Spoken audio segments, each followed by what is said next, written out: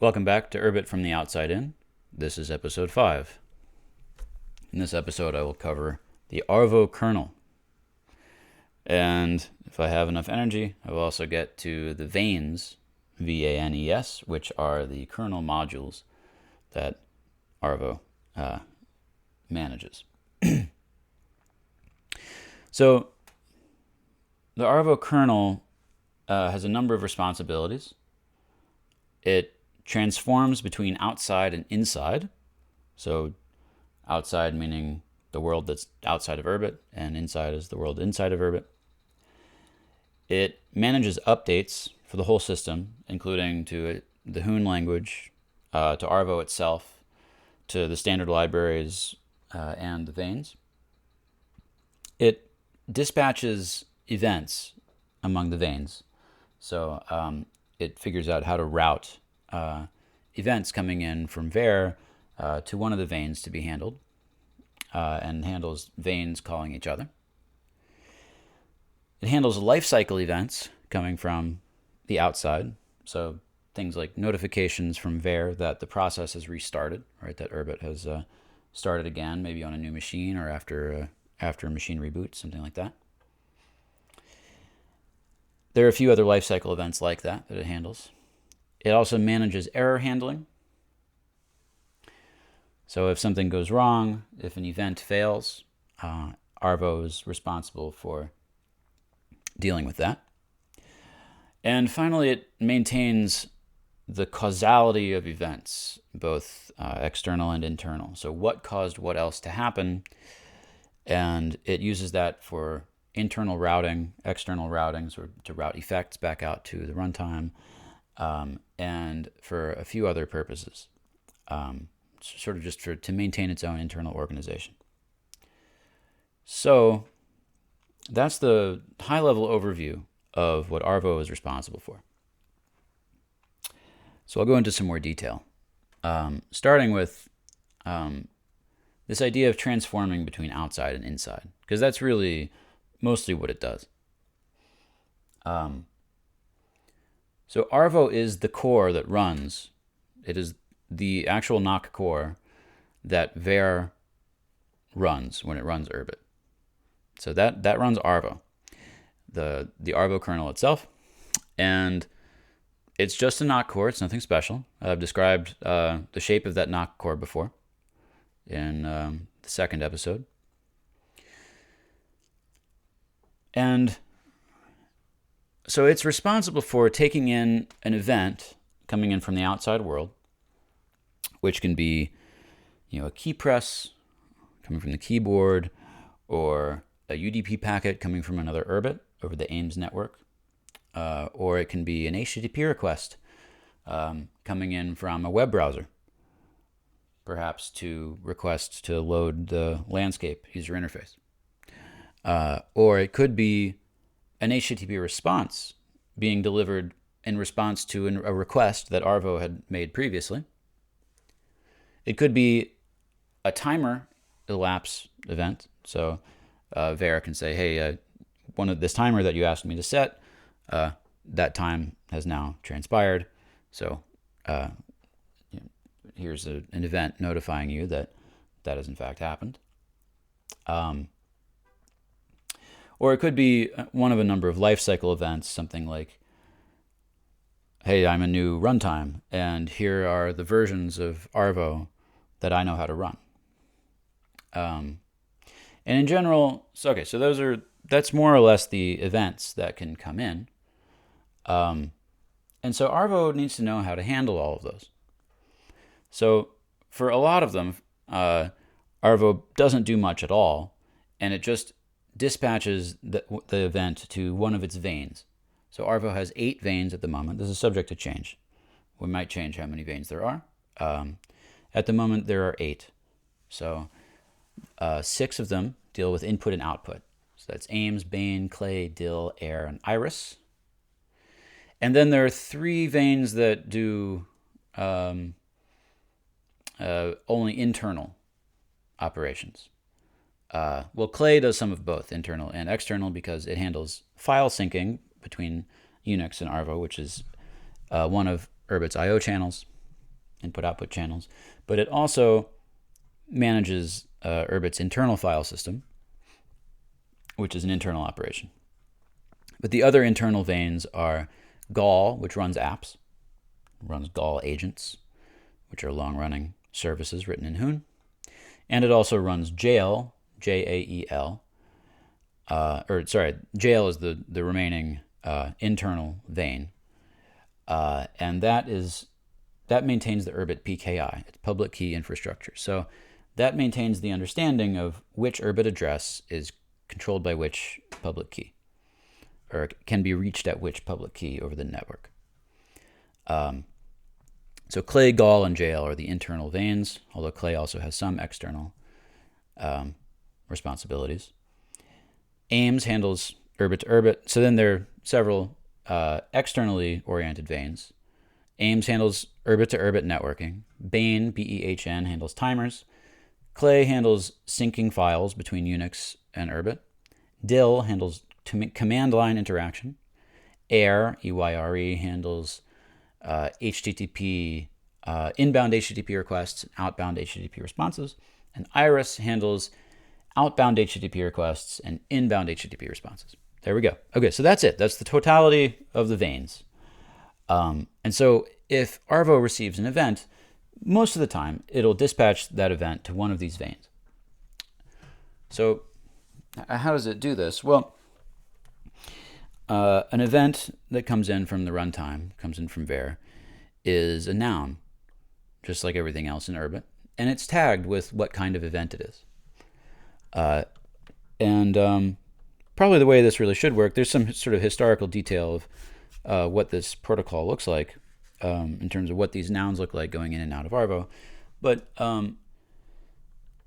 probably what we're going to end up with is something where if it's sent to a particular vein, right? If the event is intended for a particular vein, then it'll be tagged with that vein. And that way, Arvo can just look at the tag and say, okay, this is an event for Ames. And so then it dispatches the event to, let's say, Ames, right? So as an example, let's say that we get in a packet of data over the network from another Urbit. So Vere, the runtime, converts that into a noun. That noun will be some sort of cell that's tagged with sen Ames, right, the string Ames. And then it has the actual packet data as an atom. And it'll have the IP address and port on which it heard that packet, like from which it heard that packet.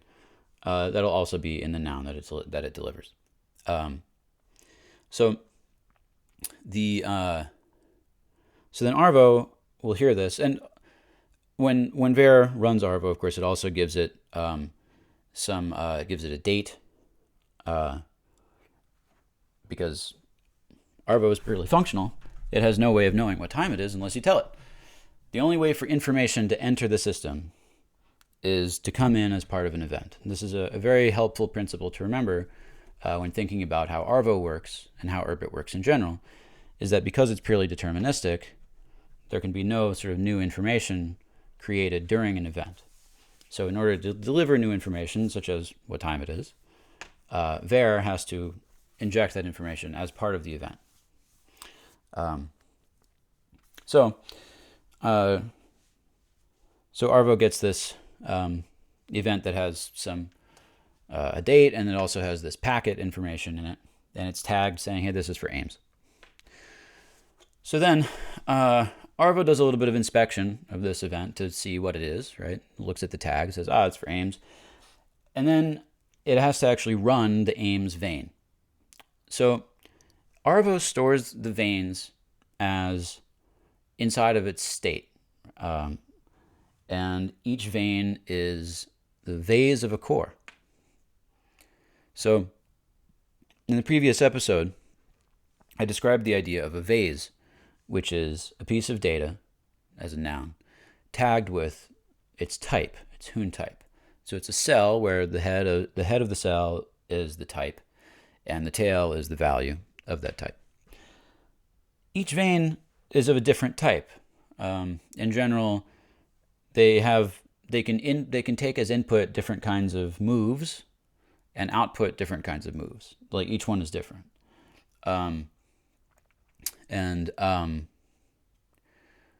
So this is so Arvo actually has to store them each as a vase so that it knows how to run them. And I used the term move there. And a move is a general term for either an input or an output between stateful Hoon programs. So a move can be an input, like an event that Arvo hands to Ames. And then when Ames runs, it has a very similar function signature to Arvo itself. So it takes in an event and then produces a list of effects and a new version of itself, which is a new version of the Ames core. So that input that Arvo delivers to Ames is a move, and each of the effects that Ames emits in response is also a move. So a move is a very generic term. And this is also the way that apps communicate. So an app also can receive a move, and it can emit more moves as effects. The reason we use the same term for events and effects in this case is that Arvo passes them around. So a lot of the effects that might come out of Ames are intended to be inputs for other vanes. And so Arvo will route them to those other vanes. I mean, this is all just internal, so the term route is sort of abstract. It really just means Arvo looks at some tag information in the move that Ames produces as a result of running. And one of them might say, oh, this is a move intended for Gaul, in which case Arvo will deliver that move to Gaul by taking its Gaul core and actually running that move as the input to Gaul and collecting the effects as output, and then running those effects. So in general, when an event comes in, Arvo figures out which vane is supposed to handle that event. It runs that vane, and then it goes through each of the effects that come out.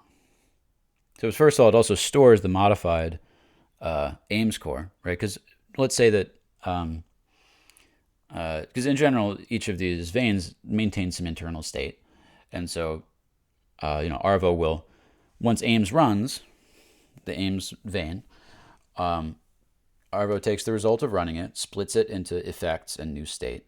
And so then for the new state, Arvo actually overwrites its old Ames state with that new state. That's the result of Ames running. And then it looks at the effects. And for each effect, it actually checks what kind of effect it is. And so it might be an effect back out to the runtime, back out to Vere. In which case, Arvo will enqueue it. And then when no more vanes need to run during this event, then Arvo produces that effect among others out to Vere. So that's to satisfy the that outer function signature that Arvo has. Remember, of old Arvo, new event, goes to list of effects and new Arvo. So the simplest case is basically just that Arvo runs Ames. Let's say Ames produces one effect, and that effect is tagged saying, oh, I'm an effect that's supposed to go back out to Vere. So that could be emitting another packet, right? So let's say that someone sent me a packet, and let's say it's just one packet, it's one fragment of a message, and I haven't heard the whole message yet. Well, in that case, when Arvo delivers this packet to Ames, the Ames core, Ames will decode it, decrypt it, authenticate it, check to make sure it was sent with the right key and that we can decrypt it. It'll decrypt it into just a blob of of bits, like an atom that's going to be part of a larger message. If we haven't heard the rest of the message, then all AIMS does is store this decoded segment of the message and emit an acknowledgement packet back to the sender saying, yeah, okay, I got this. I got packet 3 of message 72. And so AIMS will emit an effect that says, I'm a packet, I'm an AIMS packet, and I'm supposed to head to this IP address and port, and here are my contents. And so when Arvo sees that, it sees, okay, that's intended out for the runtime. And then it checks, okay, well, are there any other effects that came out of AIMS that I need to run? No? Okay, well, then I'll adjust my state. Arvo will adjust my state to have this new version of AIMS that is storing this new packet in addition to all the previous packets it has heard. And then I'm done with this event, and so I'll produce a list of effects and a new version of me, which is just me with this slightly modified version of AIMS. And the effects that I produce is a one-element list that just has this packet that Arvo asked me to relay out to Vere. So then, of course, Vere will do its thing, see the new Arvo, see the effect, write the incoming event to disk, and then once that disk write has completed, then Vere will fire off the acknowledgement packet back to the other ship. So that's a very simple example of what Arvo does. Here's a slightly more complex example that will illustrate some more of sort of how the system works, where multiple veins are going to interact with each other. So in this case, we're going to have AIMS receive a packet that actually completes a message. Let's say it's just a whole chat message, in one packet. And so, what that might do a number of things, right? Like when I hear a chat message, I might also, deliver an HTTP response out to the web browser that's for the user interface, right? Because in general, when most people are using Urbit these days, they're using it over the web through the landscape user interface, which is a web app, right? Sort of like Gmail or Twitter or something. And so that maintains a connection to your actual ship between the web browser and your ship. And so let's say I'm looking at some chat in the web browser, and then someone sends me a chat message in that chat. When my ship receives that, right, that's going to come in as a packet to the ship over AIMS. And it's small, so it'll generally fit in one packet. So then AIMS will be able to decode the whole message. And so then it will emit multiple effects. It will emit an acknowledgement packet back out to the other ship, just like the previous example. But it will also emit a move to Gaul, which runs apps, right? So Gaul's job is to run all the apps in your system, which includes the chat app. And so roughly, this is somewhat simplified, but the AIMS will emit an effect to Arvo. You don't really emit an effect to anything exactly. It's just running a function. And that function has, it results in some data with including a list of effects, right? And so one of those effects, which Arvo will look at, is an effect to Gaul that says, hey, I know you were, listening, waiting for maybe new chat messages to come in. Here's one. Now, AIMS itself doesn't know about Gaul's idea of chat or anything like that. It just knows that Gaul was listening on this flow, right, which is sort of like a channel, a communication channel between two ships. So Gaul was listening on that channel. And so AIMS delivers this just noun, this raw noun, to Gall saying, hey, got a response. I don't know what it is, but you deal with it. So then Gall says, okay, I know which flow this was on. I'm storing some data that associates that flow with the chat app that I'm running. And so then this chat app might actually emit an HTTP response. So Gall will then say, okay, I'm going to convert this piece of data into a known type that this app understands. And then I will run the app with this new noun that came in over the network as its input event. The app then produces a list of effects. And one of those effects is likely to be something that sends an HTTP response down to the browser saying, hey, here's a chat message that you should render to the screen.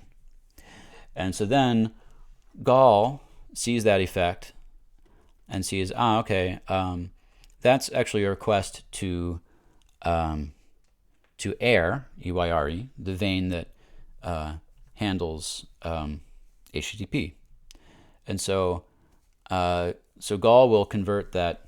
It might have to do a little bit of conversion between the effect that came out of the app and an Arvo level move, right, a vein to vein move. So it does that conversion, and then Gall, when it finishes running, has this new modified app inside of it as its state, and it has a list of effects that just has maybe just has one effect, and that effect could be this HTTP response intended for Eyre. So then Arvo sees that, delivers it to Eyre, and Eyre converts that into an actual HTTP response out to the runtime, out to Vere, which then Arvo sees, and so then Arvo adds that to the list, right? Because it already had of effects, because it already had that one effect that Ames had emitted, saying, please, I want to acknowledge this packet that I got. And now there's going to be another effect that gets added to the list saying, deliver an HTTP response to the browser so that the user will actually see this chat message.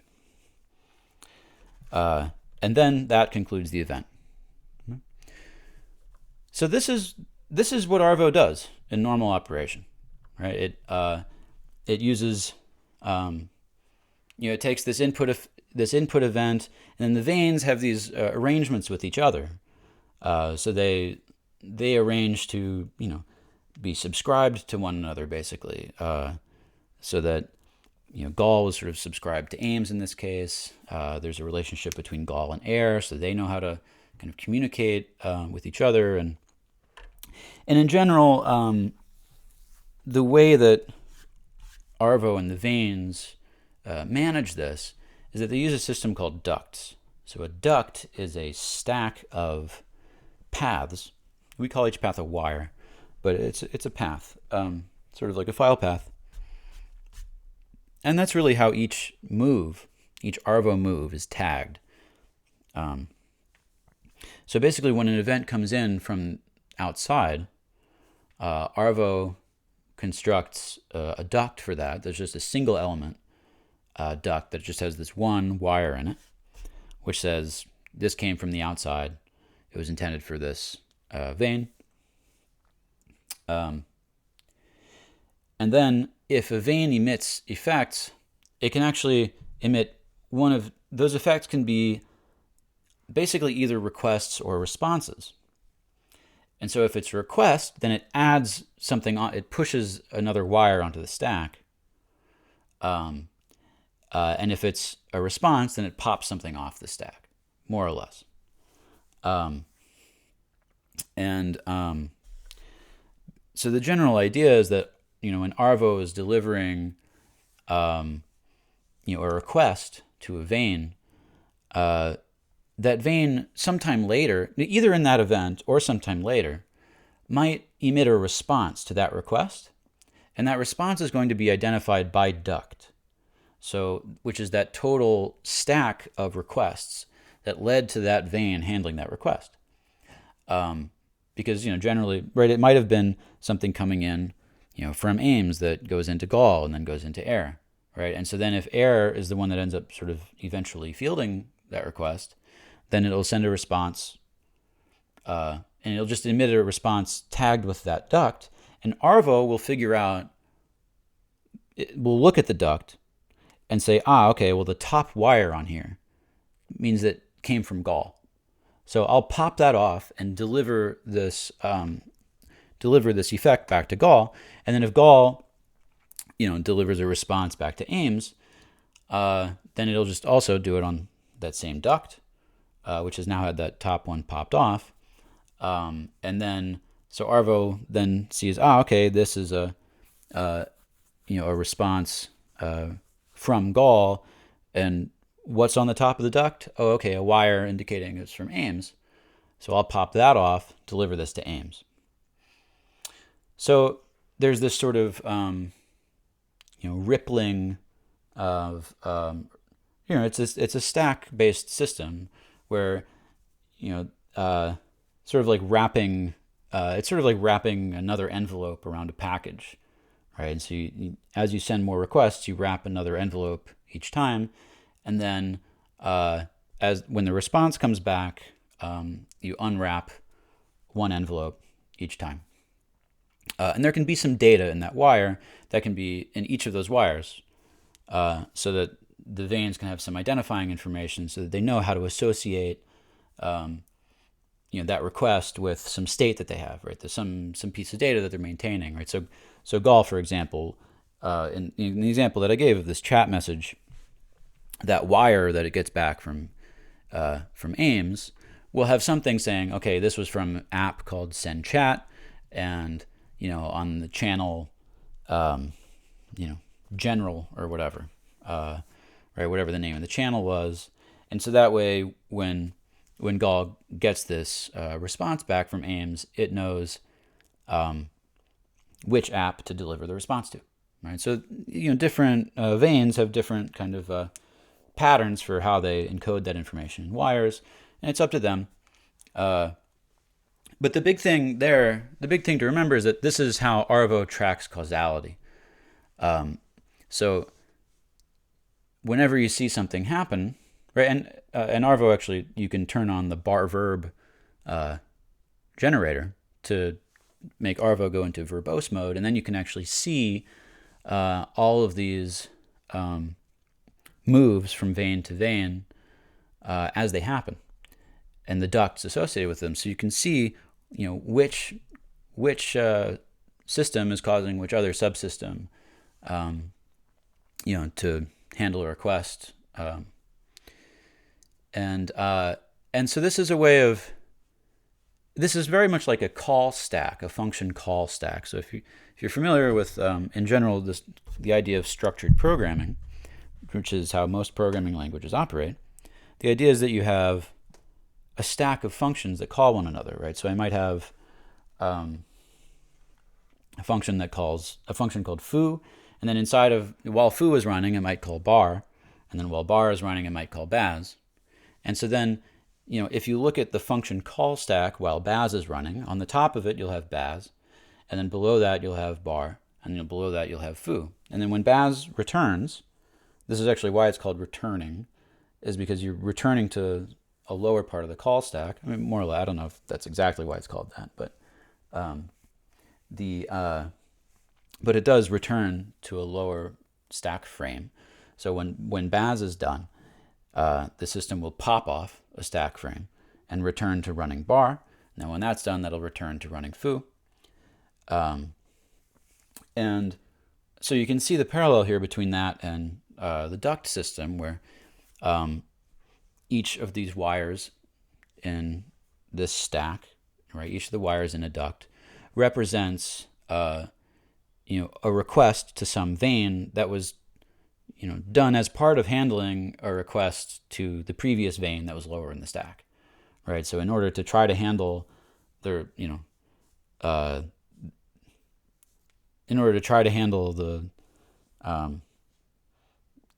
the second wire, that vein actually had to ask this other vein to do something, and so that pushed that other vein's request onto the stack. And so then that information is enough for Arvo to route these moves as they come back. So each vein doesn't need to know who asked it to do something. It doesn't need to know which other vein asked it to do something. So because Arvo will be able to look at these ducts and figure out who asked based on when the response comes out. It can just look at the duct and see the top wire in the duct and use that to route the response back. So this is like an asynchronous dual of a call stack. But it's asynchronous because a vein doesn't have to respond immediately to a request. In fact, it often doesn't. Right? Because each of these veins at any given time might be in the middle of many different operations, right? So for example, AIMS might have received partial messages from lots of different people at any given time. And so, it needs to track sort of how far along it is on each of those. And then only when one of those messages completes does it actually give, emit an effect out to some other vein. And each one of those is a sort of logically independent operation, right? Each of those sort of streams of communication between two ships, each of those flows, there are many flows between ships, and at any given time, some of them might be trying to transfer some packets between each other, and some might not be. And so there's this idea that each vein at any given time is sort of, it has completed, n out of m steps for many different operations that it's sort of in the middle of. In the middle of, in a very discrete, not continuous way, because of course everything is transactional. So, and even within an Arvo event, this vein, each vein, when it receives a new event or a new input, right, a new move, will entirely run and be done, and Arvo will store that new version. So so then it does sort of complete in that local sense, but it might not complete a request that it's been asked to handle. That might actually not happen ever, or it might not happen until a later Arvo event. And so this is a way of maintaining this asynchronous function call stack, more or less, a vein call stack. So this is how Arvo and the veins keep themselves organized about what they're doing, all these different things that they're in the middle of doing, who caused what, who asked what, who asked whom to do what, right? And in general, when one vein, there's some terminology here. So when one vein emits a request to another vein for that vein to do something, that's called a pass. So it passes a note to that vein. And then that other vein can give a sign back. And each vein actually has two different arms for handling this. It has a call arm. So when Arvo gives it a note that some other vein has passed, then Arvo calls the call arm with that. And then if that vein is receiving a response from some other vein, then Arvo will call the take arm. So there's call and take. So this is sort of deeply baked into how Arvo works. And in fact, with AIMS, Urbit to Urbit networking, that those pass and give semantics, where there's a duct, right, that's tracking where you are and processing some stack of requests, and you can push a new request onto that or pop it off. AIMS extends that seamlessly across the network. So I can either send a plea as a pass. I can pass a note upward across AIMS from my ship to another ship, and in response, that ship can send me boons, and a boon is a response, and so that just continues this pass and give. So a pass is a plea, and a boon is a give. So there's this sort of very nice parity between local and remote computation. Okay, so that's how Arvo and the vanes interact. And this is sort of, while Arvo is not updating anything, right? This is just sort of during normal operation. But one of the other really big responsibilities that Arvo has is managing system updates. Right? So one of the coolest things about Nock is that, and the Urbit model in general, is that the whole system can update just by receiving an event and producing a new version of itself in the result of that event. And that new version of itself can be anything. So sometimes, if let's say that Arvo receives a packet over AIMS, this is in fact how it works, receives a packet that completes delivery of all of the new source code for the Arvo kernel. Then Arvo will actually rebuild itself from source. So it'll build a new Arvo core inside of itself from that source code. And then, so it'll run the Hoon compiler on this new source code that came in with this packet, all in the same event. And then it takes that new Arvo core, which is empty. It doesn't have any state in it. And Arvo will actually take all of the vanes that it has and all of the moves that it's in the middle of processing, right? Because it's got this whole queue of moves. It's really like a stack of queues of moves that have been emitted from all these different vanes, right? And somewhere in the middle of that, one of those vanes said, "Hey Arvo, I've got some new source code for you. Reload yourself, turn yourself into a totally new Arvo, and then pick up from where you left off."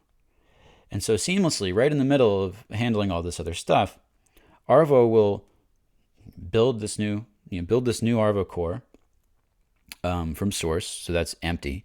And then it takes its own vanes and its own current duct call stack and calls the new Arvo with that and returns the result of running that new Arvo on that current status. So basically, it replaces itself with this totally new thing that it just built, migrates all of the state of the entire system into that. And typically what that new Arvo will do is actually deliver some updates to vanes, such as Clay and Gall, and say, hey, now that Arvo is rebuilt, you might want to rebuild your apps, rebuild yourselves, etc. Actually, Arvo manages the rebuilding of vanes. But so that's another thing that it does. But Gall and Clay will interact to rebuild the apps if they need to be rebuilt. But the idea is that all happens in one event. So that's how it typically works. So if you're on the Urbit network and you hear, okay, there's an OTA, that's an over-the-air update. It's called over-the-air because it doesn't involve distributing software outside of Urbit itself. It just means that the galaxies and stars, the infrastructure nodes, delivered some new source code to all the users, and all the users rebuilt their operating systems, or at least part of their systems, from that source code, and migrated the entire system. So that migration is fairly complex, but it basically just operates in a bottom-up way. So you start by migrating the lowest layer, which is Hoon.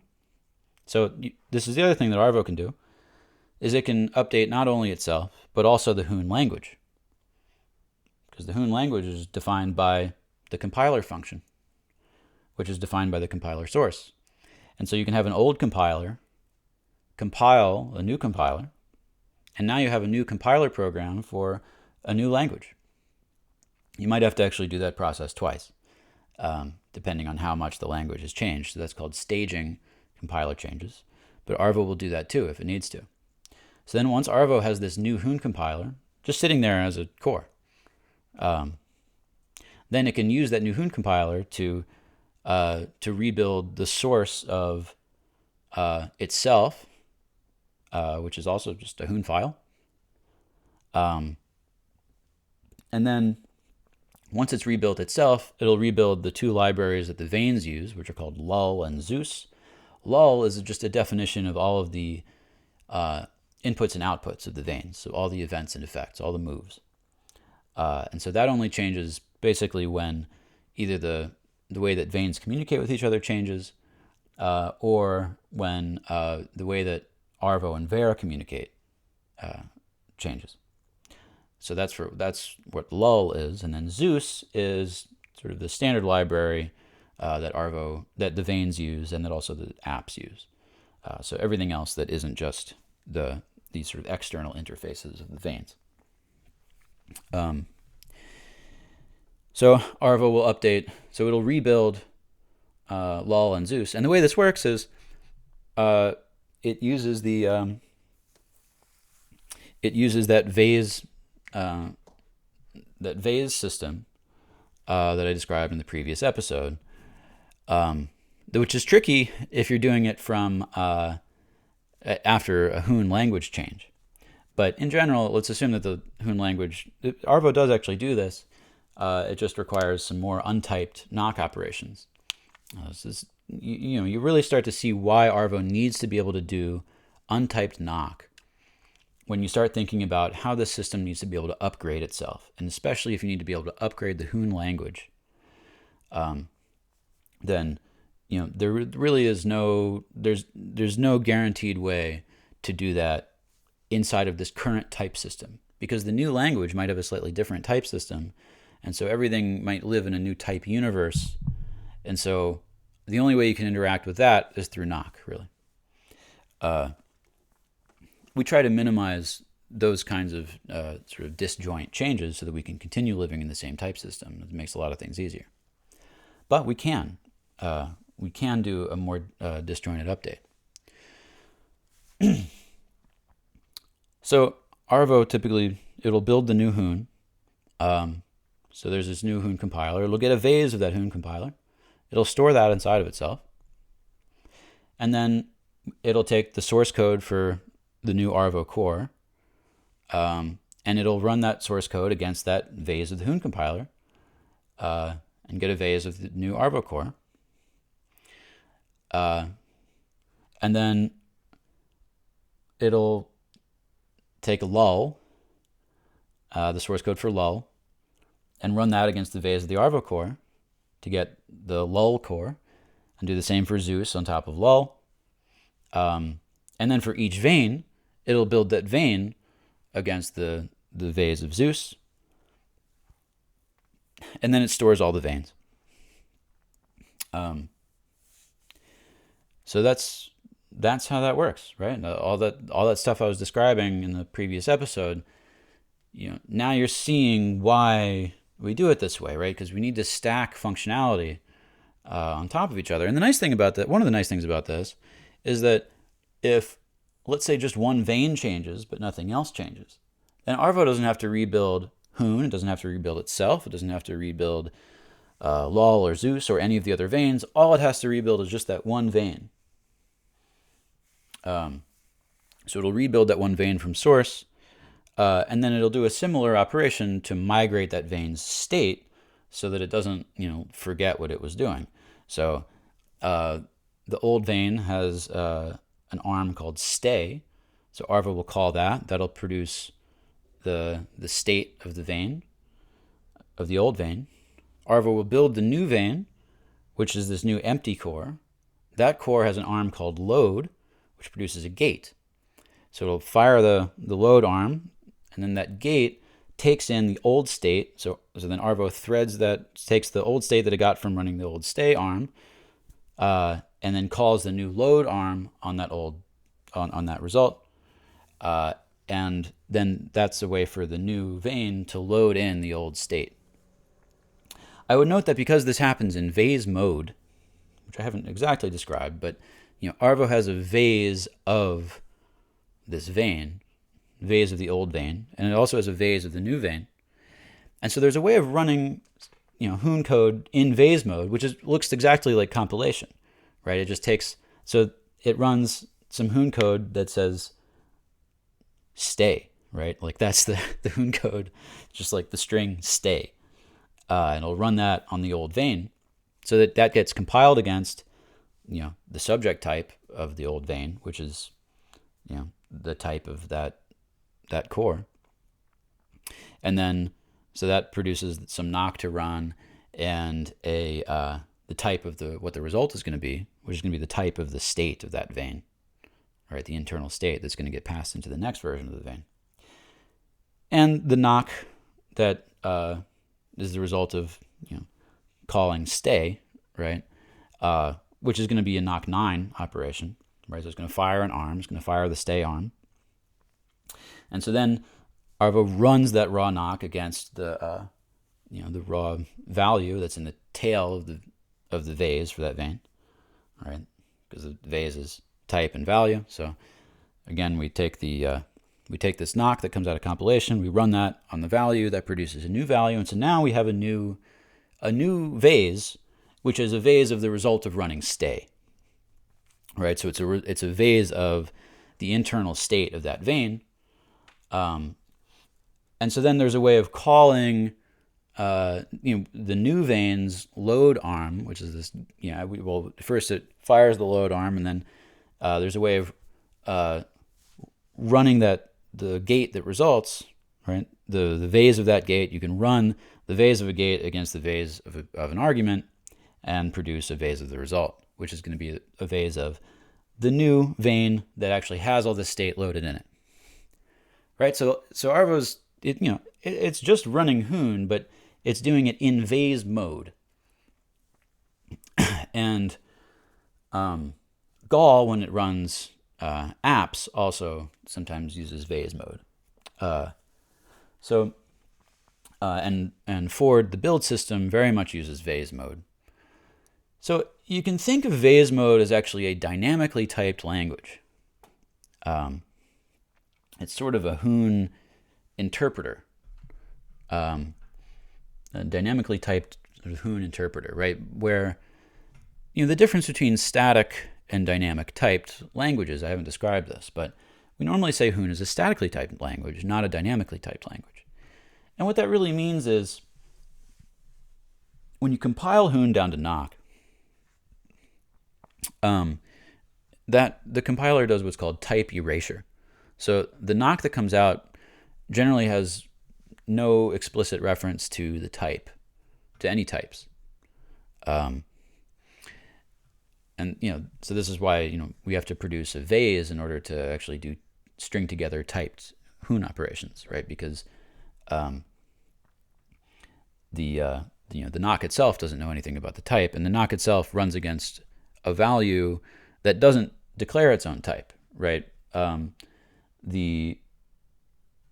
I've described this, this vase mode operation of taking some Hoon and running it against a vase, there are two steps there, and one of the steps is just run the knock against the value in the vase, right? So the knock doesn't know anything about the type, not directly, other than that information has basically been encoded in it implicitly by the compiler when it was compiled against a subject type.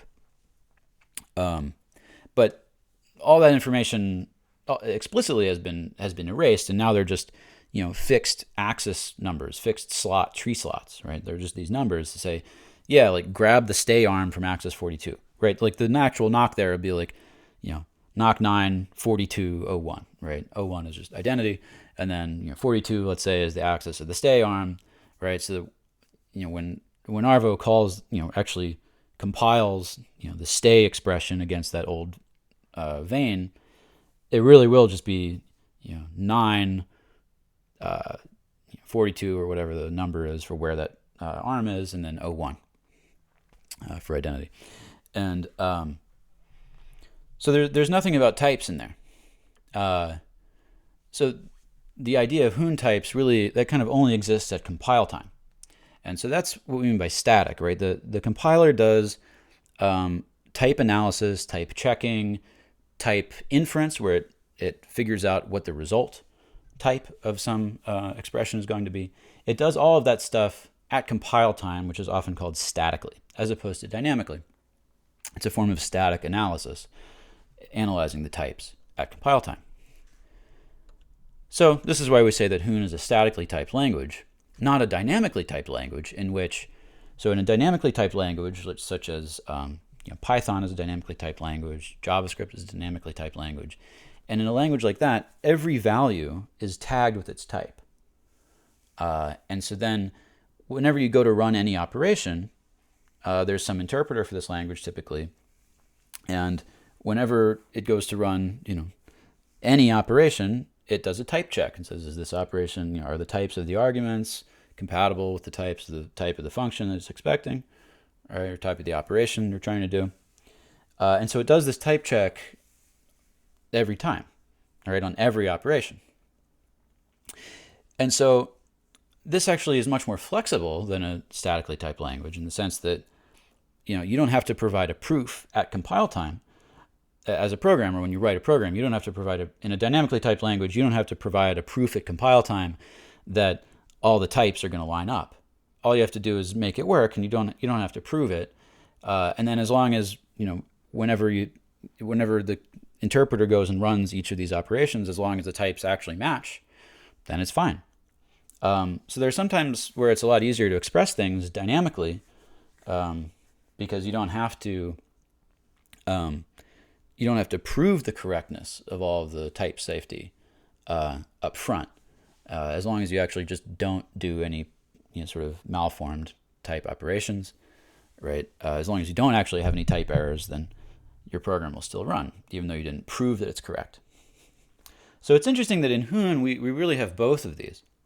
The other downside of, or the limitation of statically typed languages, which is the main one that's applicable here, is that, well, what happens when you get a piece of data where you don't know its type yet? And in general, a new program that doesn't exist yet, we can't know its type. We can't know its type ahead of time, right?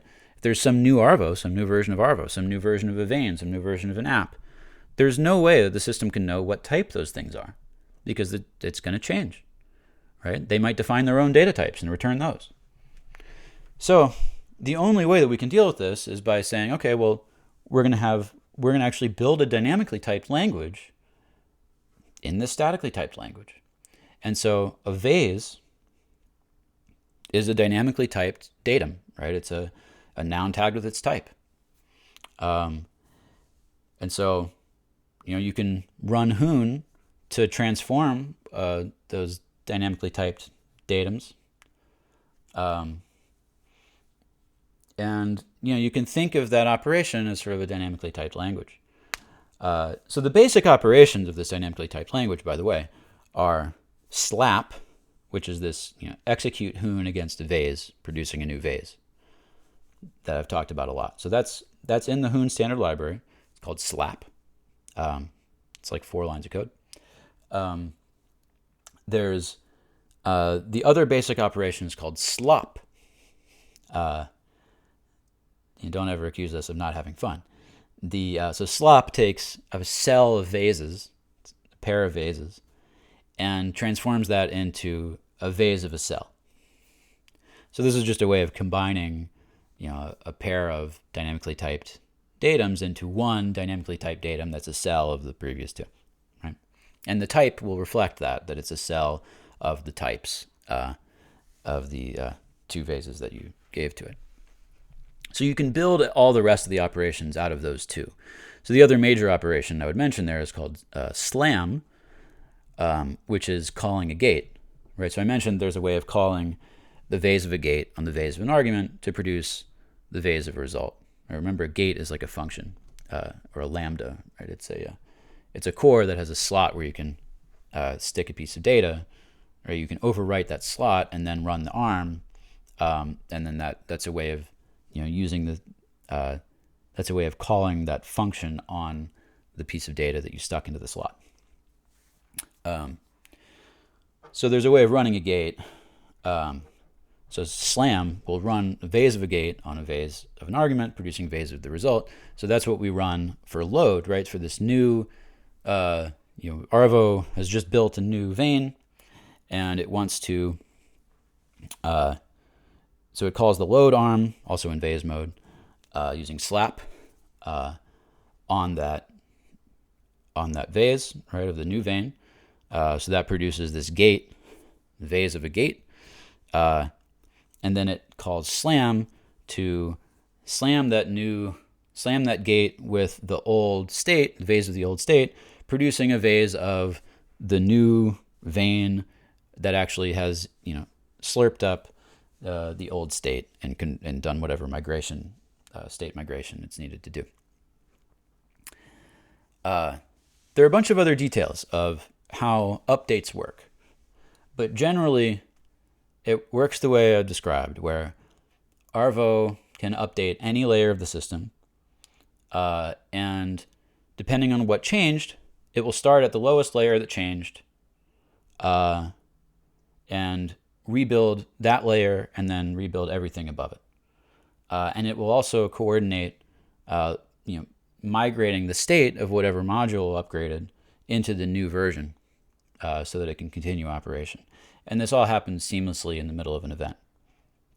It's just a normal Arvo event. The ship doesn't have to go down, right? There doesn't have to be any downtime associated with this. I mean, in practice, sometimes it can take a while to run the compiler, but often it's actually just a few seconds. So this is what we refer to when we refer to over-the-air updates, OTAs, and this is a core idea of a core part of how Urbit is durable, right? Like this is how, right, this ability to upgrade everything seamlessly, and that the idea of that we will actually upgrade stuff. A lot of this will need to upgrade, and the system will help you with it. This is a fundamental part of Urbit, both at the system layer and for applications.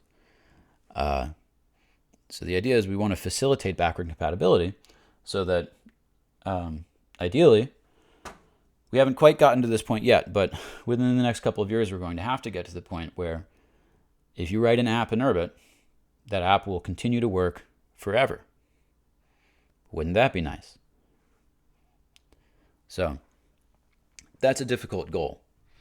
And it will take us some time to get there. But you can see how having facility for upgrading each of these different layers in this very kind of rigorous and clear manner helps with that goal. And especially the fact that we can do that, generally preserving type safety across these things, that also helps.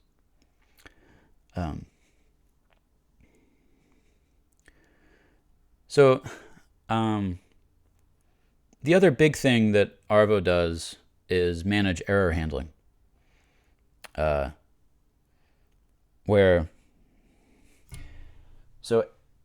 errors can be, I described deterministic errors in the last episode, zaps, right? And that's a trivial knock infinite loop. So that's basically a deliberate error, more or less deliberate in the sense of, well, actually, it might not be deliberate. It just means that there's an error that it will error out every time you run it in exactly the same way. All right, it's deterministic because there are parts of the knock spec that say, yeah, if you try to run this, that is defined as an infinite loop, and so you can identify the program that's running that can identify it as such and say, yep, okay, that would fail exactly that way every time. Then there are also non-deterministic errors, which is anything else going wrong.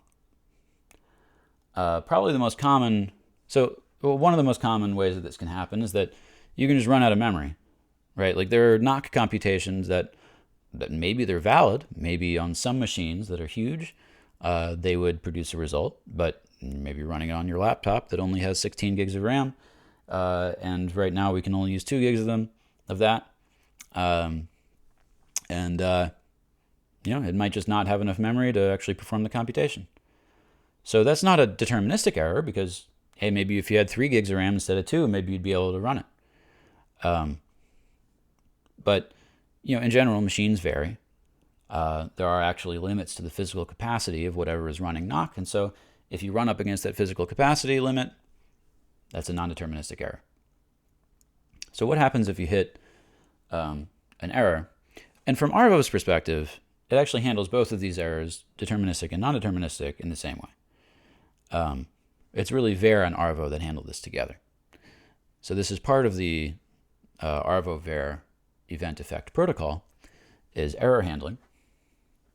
And in general, the way it works is Vere delivers some event to Arvo. If it works, great. If it doesn't work, then Vere takes that same event and wraps it in. So Vere, first of all, collects the stack trace that comes out of Arvo of what went wrong, right? So it's a description of the things that Arvo did that led up to this failing. And so that's done through a series of knock hints. Remember, knock 11 is a way of delivering hints to the interpreter. And some of those hints can say, hey, I'm about to try this operation. And then, so the interpreter maintains a stack of those. And then if some operation fails, then that stack becomes a stack trace. And so then Vere will deliver that stack trace as a piece of data in a CRUD event. So basically, along with the original event that it had asked Arvo to run. So basically, Vere says, "Hey Arvo, you tried to run this and failed." So Arvo has no memory of this, of course, because it never happened, right? The transaction did not succeed, so Arvo was not able to update its state to remember that it had tried to run this event. That's fine. Vere is still alive generally, and so it will run. If Vere is still alive, then it will inject this error event, this error notification event into Arvo. And depending on what it is, Arvo and the veins might handle that error differently. So if it was a keyboard event that failed, then often Arvo will just print the problem and not try to do anything, because you could just hit a different key. But if it was a timer event that failed, you really need to try it again, because it's important that timers don't get out of sync between Arvo and Vere. That's sort of a complicated subject. I think we have a good handle on it now, but it took us a while to really make sure that we had nailed down how that needs to work. And in general, error handling is a sort of a difficult thing to get right, sort of in computer science in general. And the overall approach here is pretty dumb. It's basically just, give Arvo all the information it needs to handle the error. And so Arvo can handle it however it wants, and depending on what kind of event it was and what the sort of transactional semantics are for that kind of event, like what invariants need to be maintained, right? So what would cause the whole system to get stuck, or what would cause some part of it to be broken. So the different veins sort of just handle the event, handle that error in such a way as to maintain their own invariants. But it is fundamentally Arvo that is in charge of dispatching that error notification into a vein and managing that error. So I would say that's the sort of, those are the major responsibilities. There are a few life cycle events. So one is born, where when the process restarts, right? So it's like if I shut down my computer and then start it up again, Vere will deliver a send born event into Arvo, and instead of so that's something where Arvo might do some stuff on its own to handle that. To handle lifecycle events, like it might not dispatch to a vein, or it might also dispatch to all the veins. So for example, one event that Vere can deliver is a trim event that says, hey, please try to trim any memory that you're using that you don't really need. So if you're caching some data that you don't need to hang on to, you're just trying to do it to be more efficient, then flush all that stuff to free up some memory. And so if Arvo receives a trim event, then it just runs all of the vanes, and it delivers that trim event to each one of them, saying, "Hey, trim yourself, trim yourself, trim yourself." So that's an example of, it's sort of another kind of life cycle event that Arvo needs to manage. And the other probably really big one that's worth mentioning is mass. So from Urbit, from the command line in Urbit, you can run bar mass, and that will. Sorry, this isn't the really important one. This is useful, but not the crucial one. But I'll continue describing it. So bar mass is a way to get a memory report. So this is Arvo and Vere working together to do an estimation of which systems are using which amounts of memory. So this is really for debugging and forensics. Not something you have to run during normal operation unless you start to run out of memory, which happens much less than it used to. Much less than it used to. We're getting a lot better about that. So the important one, the actually important one, is weird, W-Y-R-D. So Arvo and Vere need to know that they can talk to one another. And so they figure this out based on the Kelvin versions. So Arvo knows its own Kelvin version, and it also knows which Kelvin versions it can pretend to be, if necessary, to the runtime, to Vere, right? And then Vere knows which versions of Arvo it knows how to run, right? So the Arvo Vere protocol is Kelvin versioned along with the Arvo kernel itself, right? That's sort of that Arvo kernel Kelvin version, which right now is the version on Zeus, which I think is 420, is that describes the interface between Arvo and Vere. It really should be lull, probably. This is one of the big reasons to separate lull from Zeus, is so that the runtime should only need to care about the version of lull, because that determines the inputs and outputs from all of the vanes. And then if Zeus changes in some other way, apps inside of Urbit need to care about that, but Vere doesn't, because as long as the Arvo Vere protocol isn't implicated in the change, then it should still be able to communicate. So there's a version negotiation between Arvo and Vere, and there are a few constraints there.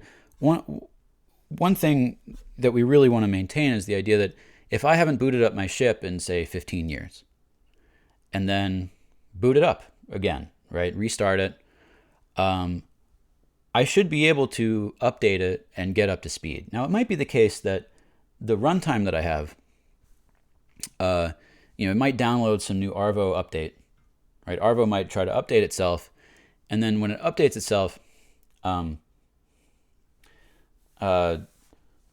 Vere, when it tries to update itself, Vere might say, you know what, actually, I don't know how to run that new version. And so it'll prevent Arvo from updating, so that basically, I think the way it works is it'll crash the event, if I remember correctly. But it'll prevent Arvo from updating, and that'll print an error message to the user saying, hey, in order to update Arvo, you need to update Vere. So Vere at the moment is not distributed through Urbit, so that cannot be done through an OTA. Right? This isn't something like this isn't a message you can receive from another ship.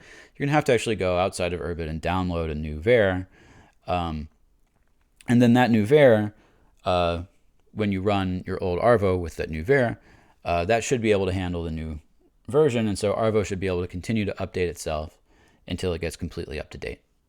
And if you've turned your ship off for 20 years, then yeah, maybe it'll take a couple days to reinstall the operating system 10 times or whatever it is. But it should still work. And so this is, it's actually very important for Arvo and Vere to negotiate about this properly, to make sure that you don't get into some state where Vere can't run Arvo because they can't agree on the version, or even worse would be, less likely, but even worse would be that Arvo updates in such a way that it interprets events from Vere differently, and then Vere delivers some event into Arvo, and Arvo misinterprets it, right? Because they didn't understand that there were different versions, right? So this was really only fixed in the last network breach, which hopefully will be the last network breach we ever do. That is in the fall, and so that's when this Arvo Vere version negotiation got added, and I'm very happy it's there. And that was really part of what allowed us to make the claim that we will never have to breach again. I haven't really described breaching, but it used to be that there were certain kinds of updates that we really couldn't push out without asking everybody to start a new ship, to boot a new ship from scratch. So the system really definitely wasn't done as long as that was the case. There are other things that make Urbit not quite done, but that was a really big one, and it seems that we're out of it. But that required getting this Arvo Vere negotiation to work, which required some changes to Arvo. So there you have it. That is Arvo and the veins. And should be a good name for a rock band. And in the next episode, I will cover user space, Gall agents, and other modern inventions. Thanks for listening.